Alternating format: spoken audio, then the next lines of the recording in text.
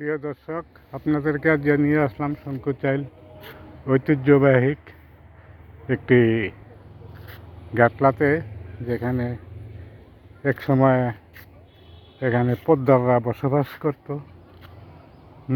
এখন কি দুরবস্থা। এখানে দেশভাগের পরে ওনারা এই এলাকা ছেড়ে চলে গেছেন। ঐতিহ্যবাহী একটি স্থাপনা। এই পুষ্কুনিতে ওনারা গোসল করতেন, ওনারা এখানেই থাকতেন। এখন এই এলাকা বিলুপ্ত হয়ে গেছে, ওনারা এখন আর এখানে থাকেন না, এখানে চলে গেছেন সব কিছু ফেলে। ঐতিহ্যবাহী একটা গাটলা, এটা প্রায় 150 থেকে 200 বছর পুরানো। এখানে ওনাদের এমনই প্রভাবশালী ছিলেন, ওনাদের বাড়ির কাছে দিয়ে হেঁটে যেতে জুতা হাতে নিয়ে হাঁটতে হতো, এবং ছাতা কখনো মাথায় রাখা যেত না, ছাতা বন্ধ করে যেতে হতো। আজ এগুলি বিলুপ্তির পথে।